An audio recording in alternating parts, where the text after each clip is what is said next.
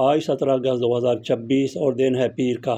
آج سے پورے 38 سال پہلے پاکستان کے صدر جنرل محمد ضیاء الحق اپنے ساتھیوں اور ان کے ساتھ امریکی سفیر اور امریکی بریگیڈیئر جنرل بھی تھے، وہ C-130 کے کریش میں شہید ہو گئے۔ ان کے ساتھ فوجیوں کی بھی ایک بڑی تعداد تھی، جن میں 3 اسٹار جنرل بھی شامل تھے، بلکہ ایک 4 اسٹار جنرل بھی ان میں موجود تھے۔ سارے کے سارے اس حادثے میں موت کی لکیر کو پار کر گئے۔ جنرل ضیاء الحق کے صاحبزادے اعجاز الحق ہر سال جنرل ضیاء الحق کی برسی پر میڈیا سے گفتگو کرتے ہیں، خصوصی طور پہ اخبارات میں آرٹیکل لکھتے ہیں۔ اس آرٹیکل پر جانے سے پہلے تھوڑی سی تفصیل آپ کے سامنے رکھتے ہیں۔ جنرل محمد ضیاء الحق، ان کے قریبی فوجی ساتھیوں اور امریکی سفیر کا طیارہ 17 اگست 1988 کو بہاولپور کے قریب جمال الدین والی میں ایک پراسرار فضائی حادثے میں تباہ ہوا۔ اس واقعے کو آج 38 سال مکمل ہو چکے ہیں۔ یہ حادثہ دریائے ستلج کے قریب پیش آیا۔ اہم شخصیات میں ویسے تو جہاز میں جانے والی ہر شخصیت اہم تھی، لیکن نام کے حوالے سے، کام کے حوالے سے، عہدوں کے حوالے سے جنرل محمد ضیاء الحق اس میں شامل تھے۔ صدر پاکستان اور آرمی چیف تھے۔ General Akhtar Abdur Rahman chairman joint chief of staff committee تھے۔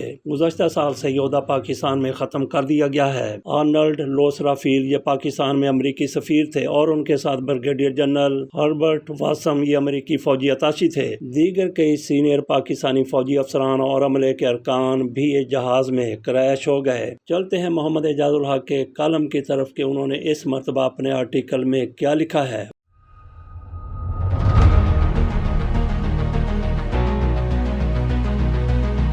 17 اگست کا دن ہر سال آتا ہے اور خاموشی سے گزر جاتا ہے، لیکن 17 اگست 1988 پاکستان کی تاریخ میں کوئی عام دن نہیں ہے۔ یہ محض دیوار پر لٹکے ہوئے کیلنڈر کی تاریخ بدلنے کا دن نہیں، بلکہ وطن عزیز میں اسلامی نظام کے عملی نفاذ کے داعی، پاکستان کے دفاع کو ناقابل تسخیر بنانے والے اور ملک و اقوام عالم میں ممتاز مقام دلانے والے ہمارے قوم صدر جنرل محمد ضیاء الحق شہید کی یاد کا دن ہے۔ جنرل محمد ضیاء الحق کے دور حکومت میں جہاں ایک طرف افغانستان کو غاصب سوویت یونین کی غلامی سے نجات دلانے کا معرکہ لڑا گیا، وہیں دوسری طرف مقبوضہ کشمیر کو بھارت کے غاصبانہ تسلط سے آزادی دلانے کا پختہ عزم بھی کیا گیا۔ پاکستان کے دشمنوں کو یہ بات کسی طور پر پسند نہیں تھی، چنانچہ ایک منظم اور گہری عالمی سازش اور اس کے مقامی سہولت کاروں کے ذریعے ہم سے ہمارا بیدار مغز قائد چھین دیا گیا اور پاکستان کی ترقی اور سرفرازی کا راستہ روکنے کی کوشش کی گئی۔ اعجاز الحق صاحب اپنے والد محترم کی شہادت کے بارے میں کہتے ہیں کہ آج اگر اس گہری سازش کا پردہ اٹھایا جائے تو بہت سے مکروہ چہرے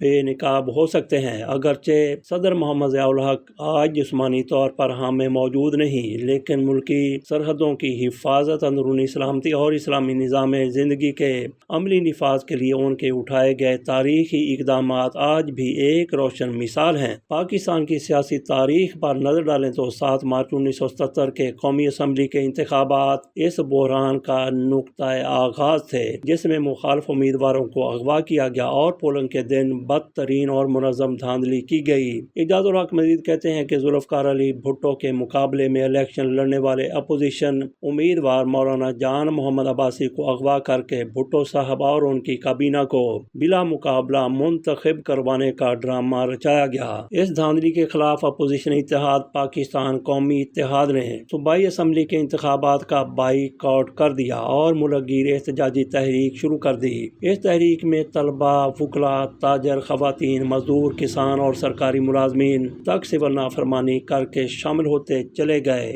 انتظامی مشینری کا کنٹرول ختم ہونے لگا اور ملک میں خانہ جنگی کے خطرات منڈلانے لگے۔ سعودی سفیر ریاض الخطیب نے حکومت اور اپوزیشن کے درمیان سمجھوتے کی بھرپور کوششیں کی، لیکن بھٹو حکومت کے تشدد اور طاقت کے استعمال نے حالات کو مزید بگاڑ دیا۔ کراچی، لاہور اور حیدرآباد میں مارشل لا اور دیگر شہروں میں کرفیو نافذ کرنا پڑا۔ حکومت کی طرف سے بھٹو صاحب، مولانا کوثر نیازی اور حفیظ پیرزادہ، جبکہ اپوزیشن کی جانب سے مولانا مولانا مفتی محمود، نوابزادہ نصر اللہ خان اور پروفیسر غفور احمد مذاکرات کر رہے تھے۔ ایک تحریری معاہدہ طے بھی پا گیا، مگر بھٹو صاحب کے اس پر دستخط نہ کرنے سے ملک شدید غیر یقینی کا شکار ہو گیا، اور اس نازک صورتحال میں جب عوام ہر قیمت پر حکومت سے نجات چاہتے تھے اور ملک تباہی کے دہانے پر تھا، پاک فوج نے ملکی سلامتی کے لیے اپنا کردار ادا کرنے کا فیصلہ کیا۔ 5 جولائی 1977 کو جنرل محمد ضیاء الحق نے اقتدار سنبھالا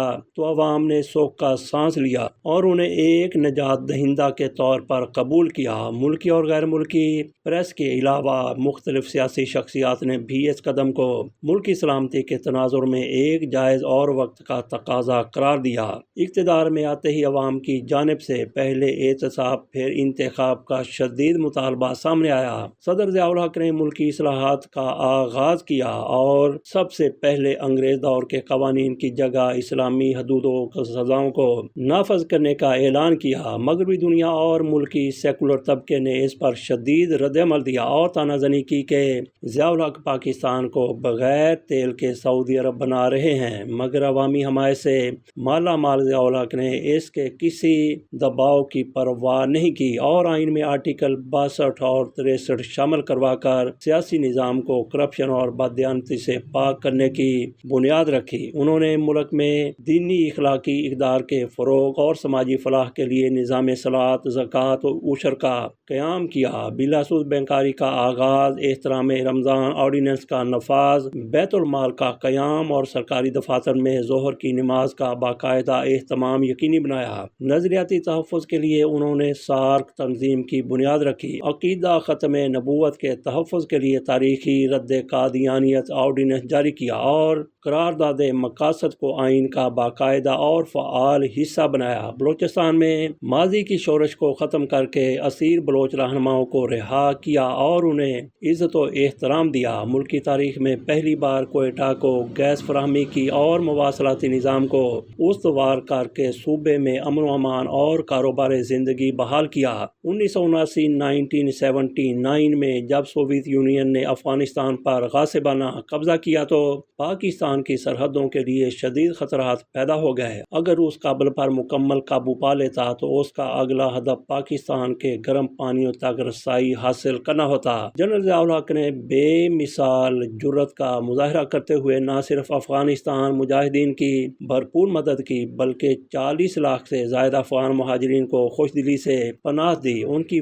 واضح اور دو ٹوک پالیسی کی وجہ سے تمام افغان مجاہدین گروپوں نے اپنا ہیرو مانتے تھے۔ اعجاز الحق اپنے والد صاحب کی شہادت کے بارے میں اور اس موقع پر مزید کہتے ہیں کہ ان کی غیرت ایمانی کا عالم یہ تھا کہ اسلام آباد میں تعینات امریکی سفیر کو بھی افغان مہاجرین کے کیمپوں میں جانے کی اجازت نہ تھی۔ ایک بار جب امریکی سفیر نے وہاں جانے کی کوشش کی تو ضیاء الحق نے سخت پیغام بھجوایا، اگر وہاں جانا ہے تو پھر واپس اسلام آباد نہیں بلکہ کابل کے راستے سے سیدھے امریکہ جائیں۔ انہوں نے تنہا سپر پاور کا مقابلہ کیا اور امریکی صدر کی حقیر امداد کو مونگ پھلی کہہ کر مسترد کر دیا، اور ان دنوں امریکہ میں جیمی کارٹر صدر ہوا کرتے تھے۔ جنرل ضیاء الحق شاطر عالمی دماغوں سے اپنا کام نکالنا خوب جانتے تھے۔ انہوں نے روسی صدر میخائیل گورباچوف کو ایسی مات دی کہ روس کو آمو دریا کے پار واپس دھکیل دیا۔ تاہم وہ جنیوا معاہدے کے اس لیے خلاف تھے کیونکہ وہ روس کے انخلا سے قبل افغانستان میں ایک مستحکم اور پائیدار اسلامی حکومت قائم کروانا چاہتے تھے۔ بھارت کی جانب سے 1974 کے ایٹمی دھماکے کے بعد پاکستان کے لیے ایٹمی صلاحیت کا حصول زندگی اور موت کا مسئلہ تھا۔ جنرل ضیاء الحق نے 1977 میں اقتدار سنبھالتے ہی کوہٹہ ایٹمی پلانٹ کو پاک فوج کی تحویل میں دے دیا اور جنرل اختر عبد الرحمان کی معاونت سے ایٹمی پروگرام کی ایسی حفاظت کی کہ دشمن اس کا بال بھی بیکا نہ کر سکا۔ اعجاز الحق مزید کہتے ہیں کہ جنرل ضیاء الحق کے دور میں پاکستان نے کامیابی کے ساتھ کولڈ ٹیسٹ مکمل کر لیے تھے۔ 1984 میں اسرائیل کے ساتھ مل کر اور 1987 میں براسٹیک نامی عسکری مشقوں کے ذریعے بھارت نے پاکستان کے ایٹمی اثاثوں پر حملے کا پورا منصوبہ بنا رکھا تھا، مگر جنرل ضیاء الحق نے کرکٹ ڈپلومیسی اور بھارتی وزیر اعظم راجیو گاندھی کو سخت ترین پیغام دے کر بھارت کو اپنے مذموم عزائم سے پیچھے ہٹنے پر مجبور کر دیا۔ وہ جانتے تھے کہ ہندو قیادت کبھی مسلمانوں کی دوست نہیں ہو سکتی، اسی لیے انہوں نے مشرقی سرحد کو ہمیشہ محفوظ اور بیدار رکھا۔ بین الاقوامی سطح پر انہوں نے متوازن اور مضبوط خارجہ پالیسی اپنائی اور فلسطینی رہنما یاسر عرفات سے ان کے انتہائی برادرانہ تعلقات تھے، جو ان کے دور میں 2 بار پاکستان کے دورے پر آئے۔ محمد اعجاز الحق اپنے شہید والد کی 38ویں برسی پر لکھے گئے آرٹیکل میں مزید کہتے ہیں کہ مجھے صدر جنرل محمد ضیاء الحق کو بطور والد اور بطور حکمران بھی قریب سے دیکھنے کا موقع ملا۔ وہ ایک نہایت کشادہ ظرف، عاجز، خوش طبع، ملنسار اور مہمان نواز انسان تھے۔ وہ ایک راسخ العقیدہ مسلمان اور سچے عاشق کے رسول تھے، جن کی ذاتی زندگی پر کبھی کرپشن یا بددیانتی کا کوئی داغ نہ لگ سکا۔ 11 سال تک ملک کے مطلق العنان حکمران اور آرمی چیف رہنے کے باوجود ان کی عاجزی و انکساری کا یہ عالم تھا کہ انہوں نے کبھی اپنے خاندان یا بچوں کے لیے کوئی سیاسی منصب، مل، فیکٹری یا جاگیر نہیں بنائی۔ ان کے بچوں کو بھی عام شہریوں کی طرح بلدیاتی یا عام انتخابات میں حصہ لینے کی اجازت نہ تھی۔ جب وہ دنیا سے رخصت ہوئے تو ان کے کل اثاثے محض 2 لاکھ روپے تھے۔ 17 اگست 1988 کو بہاولپور کے قریب C-130 کے دردناک حادثے میں صدر جنرل محمد ضیاء الحق اپنے 29 جلیل القدر فوجی جرنیلوں، افسروں اور جوانوں کے ساتھ شہید ہو گئے۔ وہ اس وقت بھی اپنی فوجی وردی میں ملبوس تھے اور اسی حالت میں اپنے رب کے حضور پیش ہو گئے۔ اس عظیم سانحے پر بھارت اور اسرائیل سمیت پاکستان کے دشمنوں نے خوشیاں منائیں، کیونکہ ضیاء الحق ان کی راہ کی سب سے بڑی رکاوٹ تھے۔